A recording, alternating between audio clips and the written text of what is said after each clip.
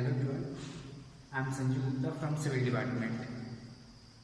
तो आज हम लोग पढ़ने वाले हैं न्यूमेरिकल ऑन बेंडिंग। तो हमारा जो न्यूमेरिकल है, न्यूमेरिकल को बनाने से पहले हम लोग देखेंगे moment of inertia and some section, modulus of some sections. ठीक, कुछ डिफरेंट शेप्स के सेक्शंस और उनमें और उनका जो मोमेंट ऑफ इनर्शिया है वो क्या होता है उसके बारे में जानेंगे। ठीक, क्योंकि जब हमारे पास जो बेंडिंग में जो आता है शेप्स, वो सिर्फ रेक्टेंगल नहीं रहता, वो सर्कुलर भी रहता है, ट्रायंगल भी रहता है, आई सेक्शन में भी रहता है। ठीक है, तो डिफरेंट शेप्स के लिए जो मोमेंट ऑफ इनर्शिया रहता है वो अलग अलग होता है। तो आइए हम लोग देखते हैं। अब सबसे पहले किसका देखेंगे? रेक्टेंगल।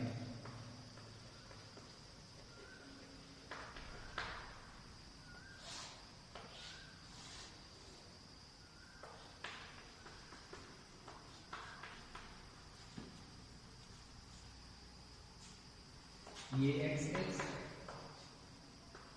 वाई वाई, ये आपका हो गया बी, ये हो गया आपका डी। ठीक, ये है विड्थ, ये है डेप्थ। ठीक, तो इसका मोमेंट ऑफ इनर्शिया क्या होगा? आई एक्स एक्स के लिए बी डी स्क्वायर अपॉन 12 और आई वाई वाई के लिए क्या होगा? D B square upon 12। ठीक, और इसका जो modulus of section X axis के लिए क्या होगा? बी टी स्क्वायर अपॉन 6 और जेड वाई वाई क्या होगा? D B square upon 6। ठीक, तो जैसा कि आप लोग इसमें देख सकते हैं, ये हमारा रेक्टेंगल है, ये इसका विड्थ है, ये इसका डेप्थ है। ठीक है, तो इसका जो मोमेंट ऑफ इनर्शिया रहेगा एक्स एक्सिस के अबाउट, वो क्या रहेगा? b into D square upon 12 और y एक्सिस के अबाउट क्या रहेगा? d into B square upon 12। ठीक है, इस चीज का डेरिवेशन हमने इससे पहले वाले लेक्चर वीडियो में देखा था। ठीक, और इसका मॉडुलस ऑफ सेक्शन जो है वो क्या रहेगा? B D square upon 6। मतलब ये तो सेम है। ठीक, बस नीचे क्या है? 6 है और जेड वाई वाई क्या रहेगा? y एक्सिस के about D B square upon 6। ठीक, अब ये तो था आपका रेक्टेंगल। अब इसके बाद हम सब क्या देखेंगे?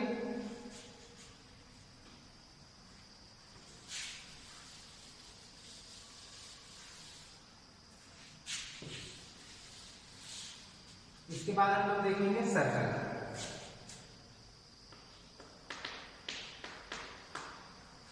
ठीक, तो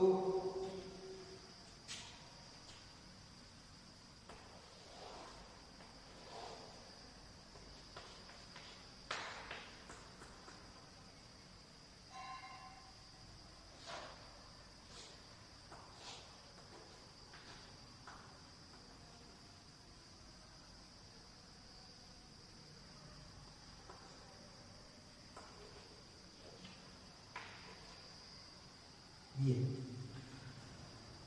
तो इसमें क्या होता है? हमारे जो सर्कल, जैसे आपका रेक्टेंगुलर बीम होता है वैसे सर्कुलर बीम भी हो सकता है। तो आपका जो सर्कुलर बीम रहेगा इसमें क्या रहेगा? विड्थ नहीं रहेगा, इसमें क्या रहता है? इसका सिर्फ डेप्थ रहता है या हाइट जिसको बोल सकते हैं। ठीक, तो इसमें क्या रहता है? बी नहीं रहता है।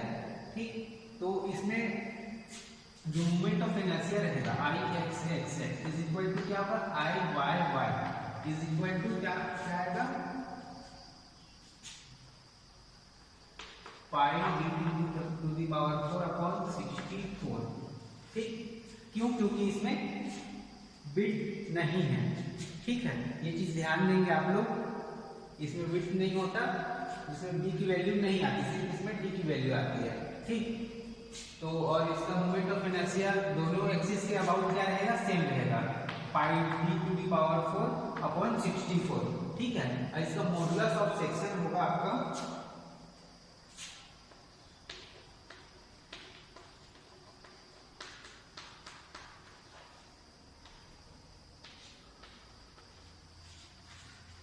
इसका मॉडुलस ऑफ सेक्शन होगा आपका जेड एक्स एक्स और जेड वाई, एक्स एक्सिस के अबाउट और वाई एक्सिस के अबाउट, दोनों का अबाउट क्या होगा पाई d क्यूब अपॉन 32, ठीक है। ये हो गया सर्कल के लिए। अब इसके आगे हम लोग देखेंगे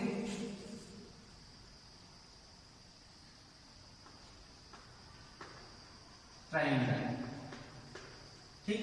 तो अब ट्रायंगल में क्या होगा,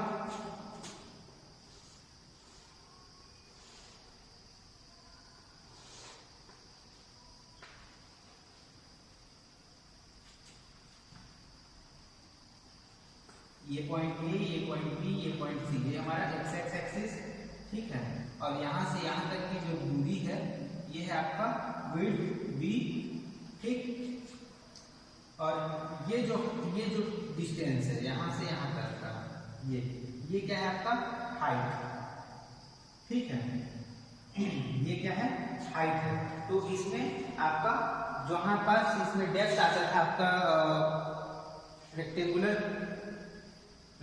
सेक्शन में, जहाँ पास आपका डेप्थ आता था वहां पास इसमें ट्रायंगल वाले में क्या होगा, वो हाइट मेजरमेंट होगा, ठीक है। तो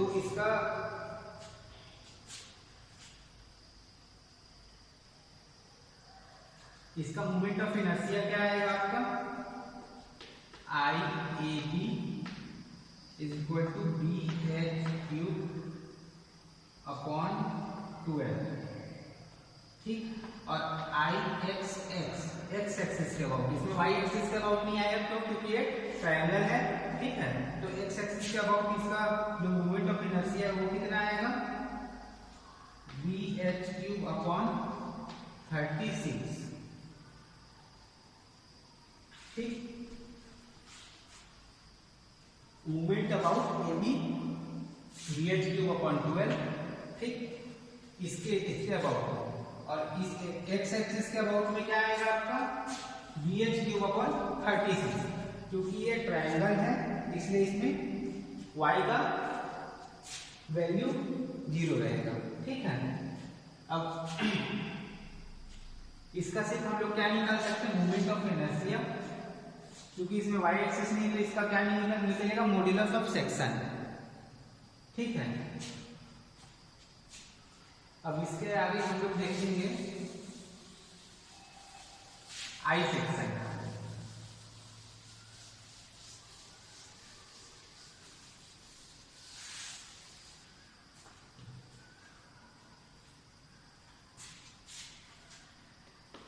आई से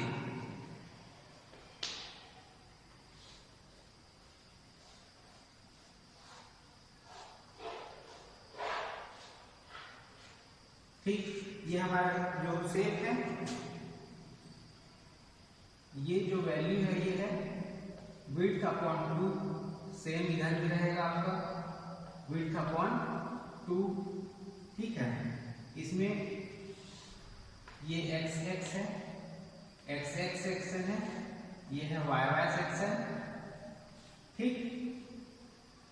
अब ये जो अंदर की जो वैल्यू है ये क्या होगी, स्मॉल डी होगी, ठीक है। और यहाँ बाहर से बाहर की जो वैल्यू होगी वो क्या होगी, कैपिटल डेप्थ, ठीक है। ओवरऑल डेप्थ क्या होगा, कैपिटल डी, और इन दोनों के बीच की दूरी क्या होगी, स्मॉल डी, ठीक है। और ये जो टोटल ये है, ये क्या है, b/2 है, स्मॉल b/2 है, स्मॉल b/2, और टोटल जो विड्थ होगा वो कैपिटल बी, ये रहेगा हमारे आई सेक्शन में, ठीक है। तो इसका मोमेंट ऑफ इनर्शिया क्या होगा, इसका भी आई एक्स एक्स ही निकलेगा, I X X is equal to B D cube minus B D cube upon 12, ठीक। अब इसमें ये BD क्यूब और ये BD क्यूब दोनों BD क्यूब है, लेकिन ये जो B है ये ओवरऑल विड्थ है और जो कैपिटल D है ये ओवरऑल डेप्थ है, और ये जो BD है ये अंदर का, ये इतने पोर्शन का ही ये B/2 और ये इसका बस मेंशन होगा, इस पार्ट का मेंशन नहीं होगा, ठीक। और ये जो स्मॉल d है उसमें से कितना पार्ट मेंशन होगा, इसका जो ये डेप्थ है कि इतना डेप्थ और इतना डेप्थ मेजरमेंट में नहीं आएगा, सिर्फ स्मॉल डी का वैल्यू या इस पॉइंट से लेकर इस पॉइंट तक के बीच की होगी, ठीक है। तो ये डिफरेंस है इन BD, इस BD और इस BD में। अब इसका मॉड्यूलस ऑफ सेक्शन क्या होगा, इसका निकलेगा ZXX, वो क्या निकलेगा BD cube minus BD cube upon 6D, ठीक। BD cube minus BD cube upon 6D। अब सेम जो BD उसमें है विड्थ और डेप्थ, ठीक। यहाँ से हम लोग देख लेंगे कि कैपिटल वाला ओवरऑल है और जो स्मॉल वाला है वो प्रॉपर एक एरिया के लिए है, ठीक है, जहाँ से सेक्शन कटे हुए हैं, ठीक। तो ये हो गया आपके आई सेक्शन के लिए, ठीक है। और इसमें और बहुत सारे होते हैं, चैनल, होलो रेक्टेंगल, होलो सर्कल, इस टाइप से, लेकिन उतना डिफिकल्ट क्वेश्चन आते नहीं है, ठीक। तो खैर हमको इतना जो मोस्ट इम्पोर्टेंट है, जितना भी मैंने आपको बताया है, रेक्टेंगल, सर्कल, ट्राइंगल और आईसेट वाला, इसके मोमेंट ऑफ इनर्शिया की जो ये डेफिनेशन है ये आपको पता होनी चाहिए न्यूमेरिकल सॉल्व करने के लिए, ठीक है। और आपका मॉड्यूलस ऑफ सेक्शन कई क्वेश्चंस में वो निकालने भी बोल देता है, तो उसमें भी आपको ये दोनों फॉर्मूला पता होने चाहिए। मिनिमम जितना मैंने अभी बताया है उतने सेट्स के तो होने ही चाहिए, तभी जाके आपका जो बेंडिंग का जो पोर्शन है उसके जो न्यूमेरिकल है उसको आप लोग सॉल्व कर पाएंगे, ठीक है।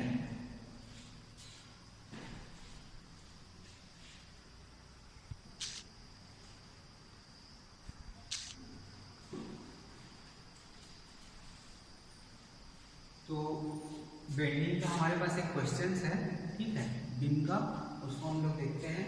1.75 metre wooden beam size is 150 mm into 250 mm. Applying point load in center of beam is W. When the value of bending stress in this beam are 9.5 Newton per mm square, then find the load W, ठीक। हमारे पास एक 1.75 metre लंबी लकड़ी का एक beam है, ठीक है, जिसका जो साइज है क्या होता है बी इंटू डी, विड्थ कितना है 150 mm और डेप्थ कितना है 250 mm, ठीक। अब उसके सेंटर पॉइंट पे वो जो हमारा बीम है उसके सेंटर पॉइंट पे एक लोड लग रहा है जिसका मान है W, ठीक। जैसे हम इसको डायग्राम के थ्रू समझेंगे, हमारे पास एक वुडन बीम है, ठीक।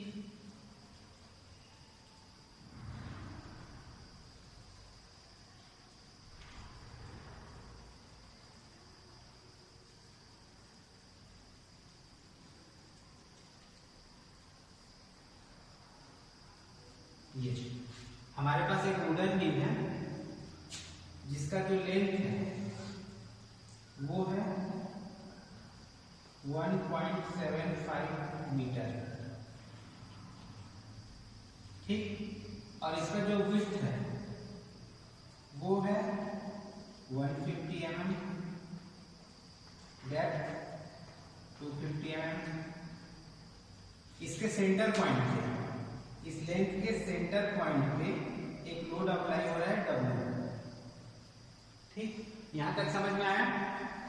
When the value of bending stress in this beam are 9.75 Newton पर mm स्क्वायर, मतलब इस पे जब हम लोग सभी मतलब पर mm स्क्वायर इट मीन्स इसके हर एक mm में हम लोग अगर 9.5 न्यूटन पर mm स्क्वायर का लोड अगर इस बीम पे अप्लाई करते हैं तो क्या होगा, बेंड होना स्टार्ट हो जाएगा। ठीक है, मतलब ये लिमिटेशन है। अगर इससे थोड़ा सा भी ज़्यादा हम लोड अप्लाई करते हैं उतना तक वो बियर करने का कोशिश करेगा।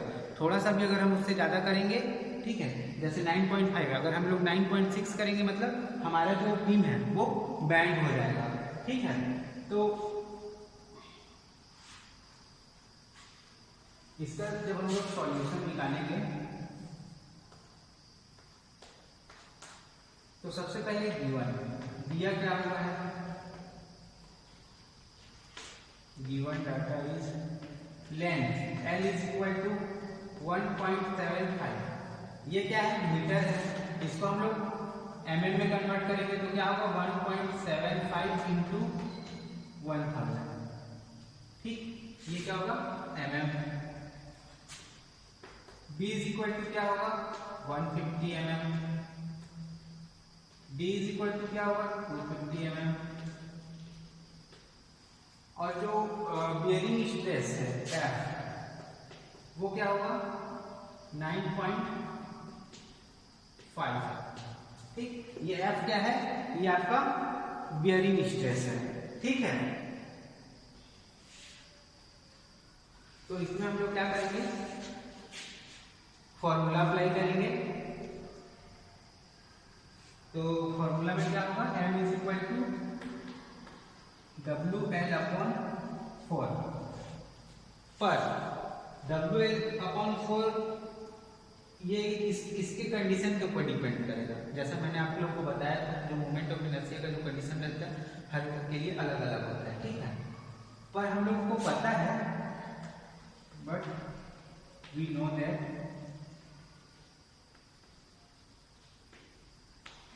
m इज इक्वल टू क्या होता है, f इंटू z। ठीक, f तो हमको पता है, हमारे पास f की वैल्यू है, हमारे पास z की वैल्यू नहीं है। तो z की वैल्यू कैसे निकालेंगे, z is equal to BD²/6। ठीक, जब हम लोग इसमें वैल्यू को पुट करेंगे, ठीक है, जब हम लोग इसमें वैल्यू को पुट करेंगे तो हमारा जो वैल्यू है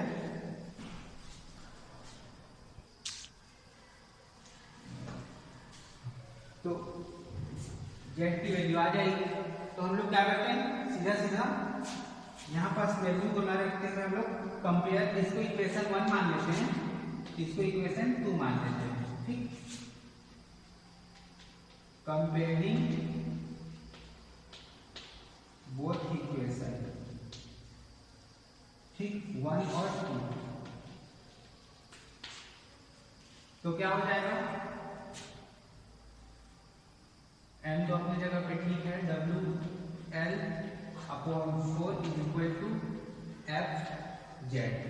ठीक, यहाँ पास क्या होगा, B के जगह 150 इंटू D के जगह 250 का स्क्वायर अपॉन 6। ठीक है, यहाँ तक समझ में आया। अब इससे आगे हम लोग क्या करेंगे, इन जगहों में इनकी वैल्यू को रखेंगे। तो W का तो W ही रहेगा, इंटू L कितना है, 1.75 इंटू 1000। क्यों, क्योंकि इसको मिलीमीटर में हमने कन्वर्ट किया है, upon 4 is equal to Z की वैल्यू कितनी है, 9.5 इंटू में क्या होगी, ये वाली वैल्यू 150 इंटू 250 का होल स्क्वायर अपॉन 6। ठीक है, इसमें हमने क्या किया, हमने इसमें वैल्यू को पुट कर लिया। ठीक, अब क्या करेंगे हम लोग को ये वाला W चाहिए, तो क्या करेंगे, इसके साथ जो भी है, ठीक, अपने लेफ्ट हैंड साइड में LHS में जो भी अंक है उसको क्या करेंगे, राइट हैंड साइड में ट्रांसफर करेंगे। क्यों, क्योंकि हमको इस W की वैल्यू चाहिए। तो W इज इक्वल टू क्या हो जाएगा, W इज इक्वल टू, ये 4 क्या है, ऊपर जाएगा। ठीक है, 4 इंटू 9.5 इंटू 150 इंटू 250 का होल स्क्वायर, ठीक, अपॉन नीचे में 6 रहेगा, ये ऊपर का जो पार्ट है इंटू 1.75 इंटू 1000, ये क्या हो गया, ये नीचे आ गया, ठीक है। इसमें क्या हुआ,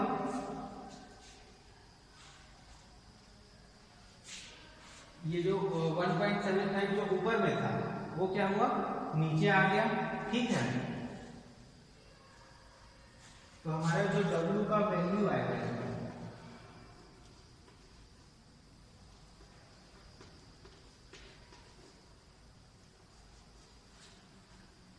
कुछ इतना आएगा जब हम इसको सॉल्व करेंगे, ठीक। तो कितना आएगा 33,928.57 न्यूटन, ठीक है।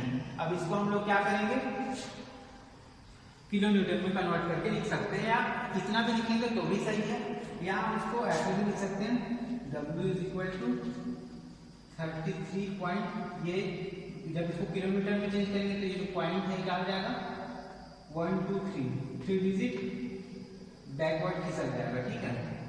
तो ये क्या होगा 33.928 किलो न्यूटन।